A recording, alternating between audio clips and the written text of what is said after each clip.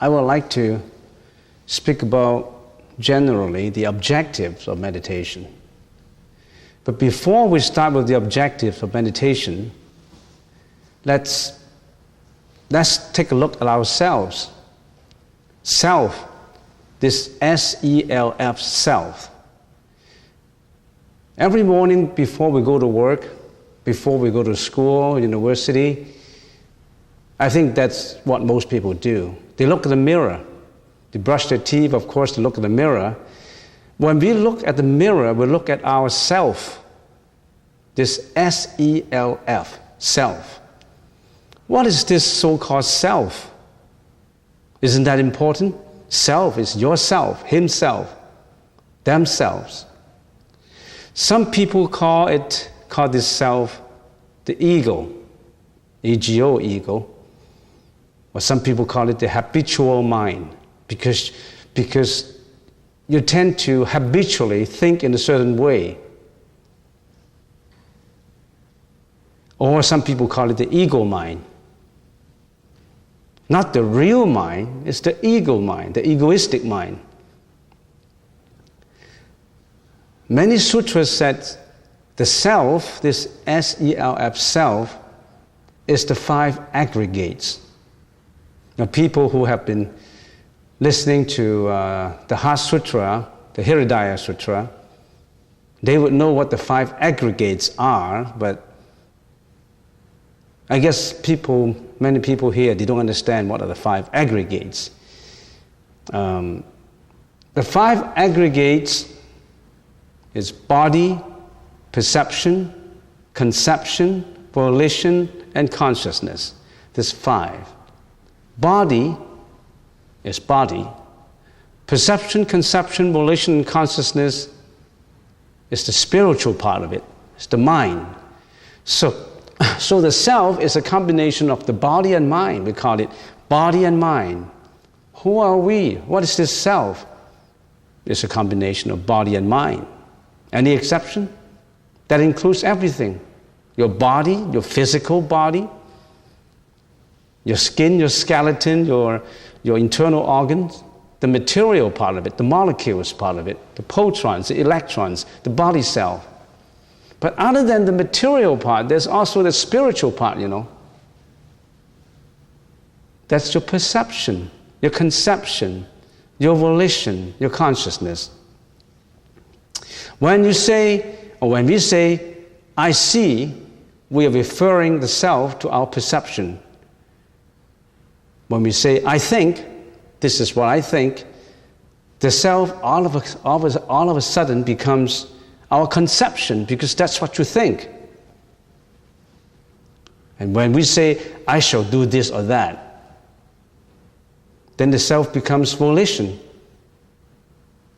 And when we carry our thoughts into action and speech, and then every action, every speech, every thought stores in the memory, the self has suddenly becomes the consciousness, the conglomerate consciousness. So people say, that's the self. What am I talking about here? Talking about the self? That's the most important concept spiritually. Do you understand yourself? People say, of course, that's myself. Of course I understand myself. Can you control yourself? Of course I can control myself. This is my body. This is my perception. This is my conception. This is what I think. This is what I see. If people say they can control themselves, how come they become mad? How come they become jealous? How come they become greedy? How come they commit crime? How come they hurt other people? How come they kill animals for food? How come they torture animals? How come they torture people and prisoners of war? How come they wipe out the whole tribe? So we got to study this self. That's the objective of meditation. Everything becomes so personal around us when we grasp onto the self. You grasp on it, you never let go of it. You grasp on this self, And there comes suffering, anger, all the shortcomings such as jealousy, hatred, anxiety, self-aggrandizement, your exaggeration of yourself, your egoistic feelings, your obstinacy, your hatred, and so on. These things in our daily lives torture us, you know. All these things torture us, and you don't even know about it. Why did you cry? Why did you get grief-stricken when you were in hardship?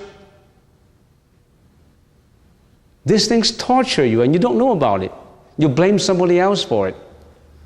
You blame your brothers and sisters. You blame your parents. You blame the society, not yourself. You never blame yourself. You blame your father for you being poor. But you didn't pay attention to education. Some people say, John's father had a huge legacy and he was able to be rich. He's rich because of his father. My father is poor. But there are some people who don't depend on their fathers. They become rich. They struggle themselves. What about that? We take our thoughts, emotions, and experience so personally that the self has become the underlying attachment to all things, whether they are material or spiritual. We're attached to a strong element of self in everything we think. Everything about me, mine. I read an article and it says, in daily conversation, the one word that you use the most is what? I, mine, me. This I, mine, me, is all egoistic. Will I gain? Will I lose? Is it fair for me? Is it good for me? This is mine. I have the right. I have my privacy. Don't infringe on my benefits. You always try to cherish and protect yourself. This constant attempt to satisfy the self makes us very vulnerable, you know. You think you are strong? You think we are strong? We are very vulnerable. Because this vulnerable self always required what? Required the wall of protection and the gathering of energy to sustain that protection. As a result, we're increasingly fearful of losing things and increasingly uncertain that if things would not work our way. We have anxiety. When you're studying in university, before you graduate, will I get a job? Will I drop out? Can I get into university? If I get married, will I get a divorce? Now I'm married, will I get a broken homes? What happens if I get laid off? All these anxieties, all this vulnerability, that's suffering. They torture us. Why? The Buddha unfolded that to you since 2,500 years ago. He teaches us to look at ourselves, to know yourself. We call it self-reflection. It takes courage and wisdom to lift the mystery of the self and go beyond it to see who we actually are. Who we actually are. This is one of the main facets of Buddhist teaching. To reduce the ego and to make room for contemplating the truth. Can you reduce your ego? Can you look at your ego? Can you go beyond ego? Can you lift the mystery of the ego? People say, I don't care. That's the problem. You allow your ego to torture you, continuously torture you in this life, in your next life. You have been tortured in your past life already. You didn't know about it. This is self-reflection that we need. And we call it meditation. That's meditation. That's the objective of meditation. Not about getting blessings from Buddha.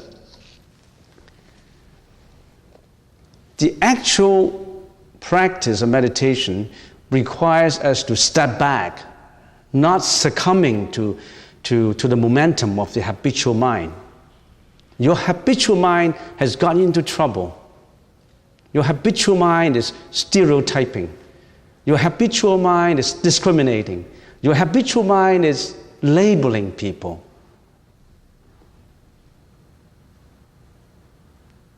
Prejudice. So this self-reflection allows us to pause from attaching to the ego and look at it without judgment and deception. That's meditation. So we need to look for the self, to look beyond the self. But the irony is that when you start to look for the self, you can't find it. Can you find yourself? Is it a color? Is it a shape? Is it a triangle? Is it a rectangle? Where is yourself? When you look for the self, I'm looking for myself. Where is it? When you look for it, you know, I can't find it. It's an irony. It's like a ghost. It's like a ghost that dominated your house. You can't find the ghost.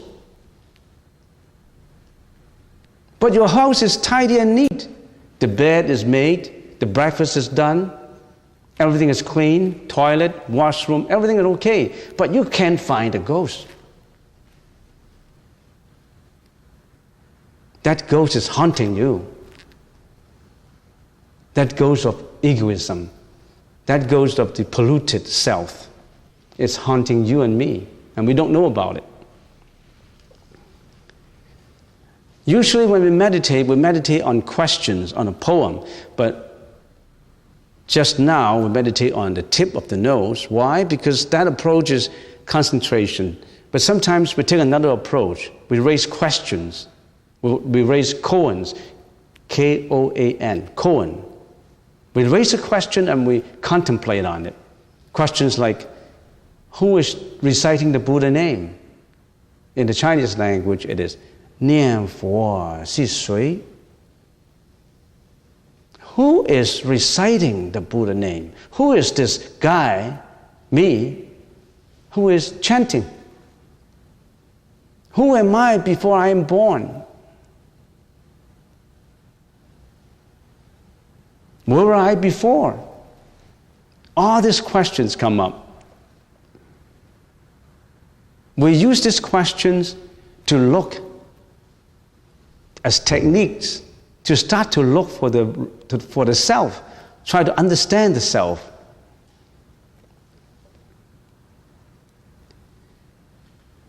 But the self is not real. It is just an emotional attachment. It is greediness, anxiety, fear, and depression, ignorance that deceptively exist. They're not substantial, they're insubstantial. They all arise and interact with the outside world. When we meditate, we can actually see through this seemingly solid self. But what are we left with after meditation? We are left with what? With an opening, intelligent awareness. When we look at the self, we look at this self. Who am I? And what we got left with? We got left with this awareness. We are aware of that. In other words, we know there is a self, but that self cannot be found. That self is responsible for all that I have done. If I know it, I got the magic to it. The Buddha knew it. The Buddha knew the real self. And he wanted you to know. You want to solve that problem of yourself? You look at that. If you want to solve the problem, you got to look at the root of the problem. You want to know why people kill, why people steal, why people commit sexual misconduct, why people drink intoxicants? You don't just look at the superficial actions that he did. He looked at why he did it. the root of it. How can we eliminate those evil roots? If you're an educator, if you're the Prime Minister of Education, you try to analyze what kind of education you should give to the kids. Do you just analyze the kids' outright actions? You go to the deeper. Why do they behave like that? What do they need? How do we reform? How do we change them? Not just by looking at the superficial, fictitious, outer meaning. So that the questions of the importance of meditation arises. You need meditation every day. If everybody knows the importance of meditation, this will be much society to live in, because everyone is careful of his own awareness. He's aware of what he's been doing. He wouldn't know. He doesn't know. People say, I don't know what I'm doing. He doesn't know what he's doing. Why did people kill? Because at that juncture of violence, he didn't know what he was doing. Usually when the judge said, or when the lawyers, the accused lawyer or the defense lawyer said, Mr. Klein, why did you do that? I didn't know. I was so furious. I was so mad that I just did it. Can you help me out? Can you defend me? I just killed him and I don't know why. It was just at the spur of the moment that I did it. He couldn't control himself. You run into many, many moments like that. You simply can't. You don't know yourself. You're not aware of yourself. What happens if you're always aware of yourself? Magic comes. Because you're in control. Looking at the ego is important, at the self is important. Not attaching to it. Just look at it. This is the only way to know that it does not exist. It can be found. If the self does not exist, so how can we take all our thoughts, emotions, and experiences so personally? If yourself does not exist, how come you take your emotions, your passions, your experiences so personally and start to defend yourself, cherish yourself, and hurt others? The self does not exist. I remember when I first meditate and look at myself as self-reflection, I felt a strong sense of freedom. I can step back from it and look at it without being bound by it. What a relief. What a liberation.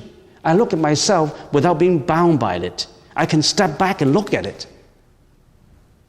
Always step back and look at yourself.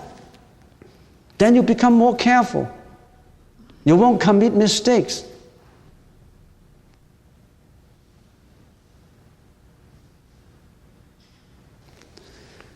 So, meditation is important.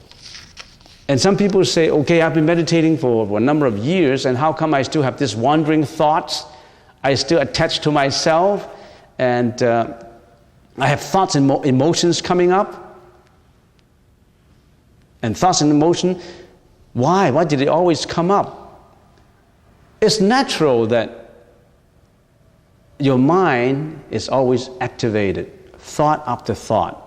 Emotions, thoughts will always come up. That's the natural tendency of the mind. The purpose of the practice is not to get rid of them right away. We can, however, choose to face them and work with them. You work with your own emotions and passions. You just watch them. And you know that they're nothing but sensations. These emotions, crying, yelling, shouting, being angry, being jealous, and all that, they're sensations. They're fictitious. They're not self. You look at them. You work with them. You don't try to fence them. You don't try to kill them. You just step back and look at them. You're like a mountain, and these clouds go by. You don't carry away by the clouds. You're that mountain. You don't move. The clouds move. You don't move. The clouds come. Oh, here comes the cloud of obstinacy. Here comes the cloud of jealousy. Here comes the cloud of greediness. That overwhelms me. Okay, it overwhelms me. I watched it, and I let it go. Let it be. Let it go. Can you be a third person contemplating on that, watching on that? It sounds simple, but it's extremely difficult.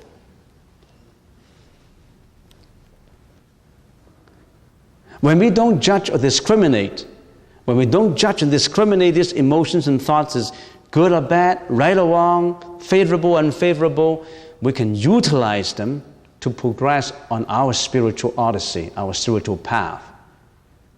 Well, you don't try to get rid of them. You don't kill them. You don't fence them off. You just watch them, interact with them, and see them. Here comes hatred that overwhelms me. Oh, I let go of it. I won't be overwhelmed by it. I just watched it. You step back. Can you step back? Sometimes I can. I'm still learning. But it's important that you know. It's important that you know you have to have that kind of awareness. We utilize thoughts and emotions by watching them arise and dissolve. As we do this, we see they are insubstantial. When we are able to see through them, we realize that they can't really bind us. They can't really lead us astray or distort our sense of reality. So never try to fence them off. Just work with them, allow them to arise and allow them to fall. So it's just like when we are watching a movie, a Hollywood movie, when we're watching a movie, when we're watching a movie in the cinema house, we can relax and enjoy the show. We relax and we relax. The last movie I saw, as a monk, we can't go to the cinema house. The last movie I saw was Forrest Gump. Have you seen that movie, Forrest Gump? It's an interesting movie. And I remember there's a saying in there. It says that life is a box of chocolates. My mom told me that life is a box of chocolate. You never know what you're going to get, or something like that. When you watch a movie, when you watch a movie, you can relax and enjoy the show because we know it's an illusion. It's not real. You're not involved with it. Good or bad, you're not involved with it. Some people kill in there, you're not involved with it. Because you're not involved with it, you relax, you enjoyed it. Can you do the same thing in real life? Every time when you watch something, you watch as if you're objectively watching it. The show goes on, but you relax, you enjoyed it, but you don't get involved with it. Can you do the same thing? Well, what we call real life or reality works much the same way as like a show. When you work a show, what is a movie? A movie is a combination of a projector, a screen, or of course you have a script, you have a director, actors, projectors, lights, everything, cinema house and all that. That comes together to get a show, and you're watching it, you relax, you watched it. In the real life, it's the same thing. Our body and mind, body, perception, conception, relations, as well as bodies of everybody, as well as everything in this world, is a life show. When we look at all around us, we can see that nothing exists in isolation. We're all related to each other. All the causes, all the conditions put together, that's a life show. That's known as interdependence or causality. Everything depends on an intimate number of causes and conditions to come into being, arise and fall, and moment by moment. And there's one cause depend on another cause, one condition depend on another conditions. They're all interdependent. It's just like in your real life, your life experiences is like a script of the show. And that script is not written in isolation. That script relates to what? That script depends on your parents, your brothers and sisters, the society, your job, schoolings. All these things are interrelated. We call it interdependent causality. And everything is so intricately connected, it is hard to find a point where one thing starts and another ends. This is what we meant by illusory or the empty nature of phenomena. Emptiness, because one cause depends on the other. You can't identify which is the beginning one, which is the end one. There's no beginning and no end. Remember, it's logical. When you say there's a beginning, there must be an end. But if there's an end, there's a problem. If there's a beginning, there's an end, there's a logical problem. Why? Because if there is an end, that means there's no causality. You understand what I mean? If there is an end, that means nihilism. That means as long as I'm happy, I can kill, I can do whatever I want. As long as I'm happy, I am happy because after this life is an end, no more life. If that's your conception, that is extremely dangerous. That's the conception of a criminal. A criminal wants happiness and he can do whatever he wants. He can kill, he can do whatever he wants because after this life is ended, no more. The danger of recognizing an ending is extremely serious. It's a loop. There's no beginning, no end. All interdependent. Beginning and end lives only in the world of discrimination. In a world where they identify something as favorable, unfavorable, right or wrong, tall and short, ugly and beauty. Get away with that discrimination. That is a discrimination that does not pertains to the real mind, the real self.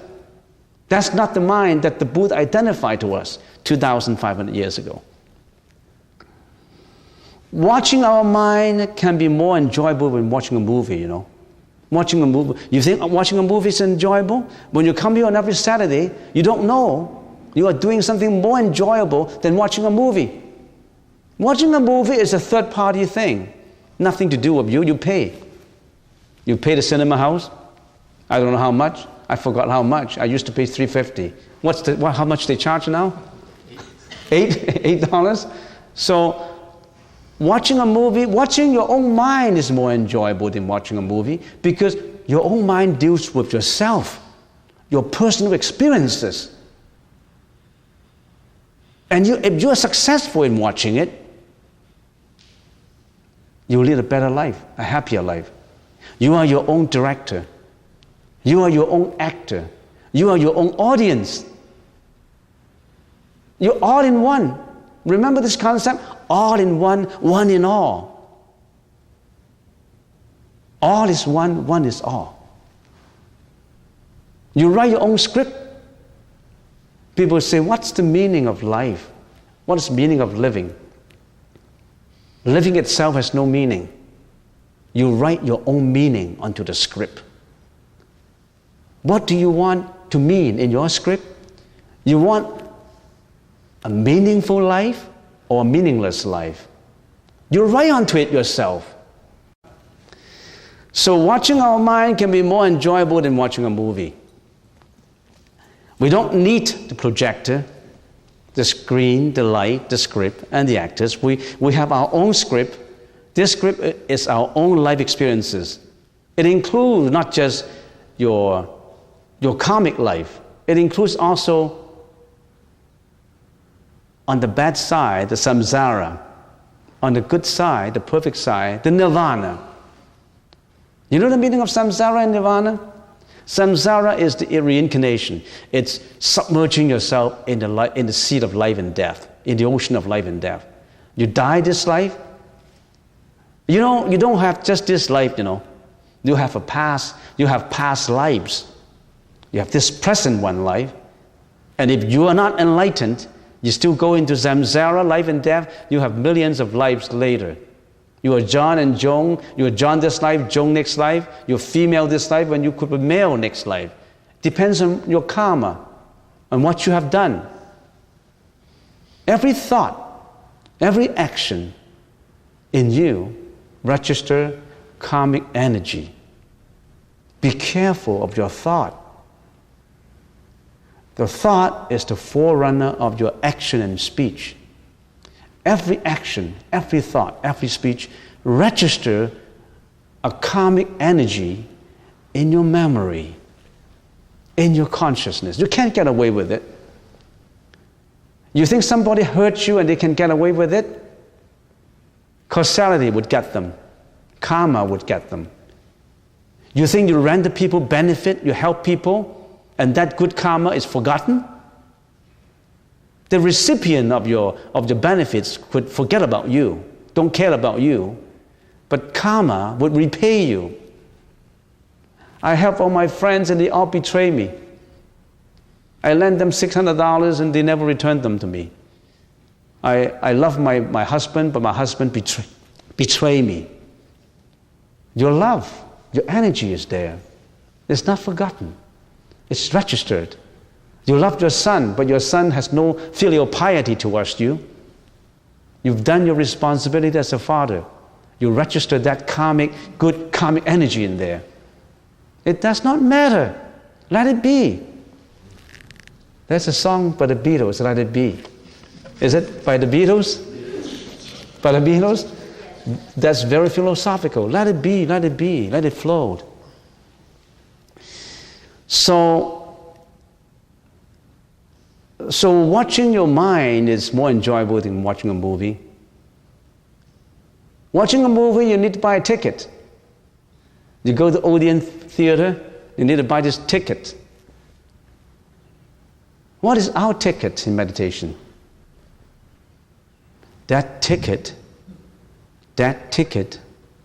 is meditation itself, self-reflection. That ticket is your self-reflection, your ability to watch it, your ability to step back and know it, your ability to create that intelligent awareness. That's your ticket. Don't lose your ticket. You lose your ticket, you don't have a seat. You need that ticket. You hold on to that ticket. Don't lose your seat. Every day you hold that ticket, you create that intelligent awareness, and you progress on your spiritual path. And one day, this wisdom will unfold to you. You get it. You're getting more and more. You're getting wiser and wiser. When you're getting wiser and wiser, you are happier and happier. You're in control. The questions about meditation is, some people don't have the patience. They come for a few times and they forget about it. People come and go, coming and going. And so I always admire people who hang on for quite a while. A lot of people come and go. Some people just come once and they think they know it all. I learned it. Some people told me just to cross my legs and watch my nose tip. And that's it, very simple. You know it's simple, but it's difficult. There was once a story in one of the ancient books of China. It was written like that. There was a scholar who went to ask a Dharma master, a Zen master, and he asked, "Venerable master, what is Buddhism?" And this venerable master says, "Buddhism is to abstain from evil deeds, to do and encourage all good deeds, purify your thought. That's Buddhism." So it sounds simple. To abstain from doing bad deeds, to do and encourage good deeds, and purify your mind, it sounds so simple. And the scholar said, "Isn't it that so simple? That's so simple." And the Zen master said, "Yes, it is so simple that a 5-year-old knows about it, but it's so complicated that 100 years old could not accomplish it."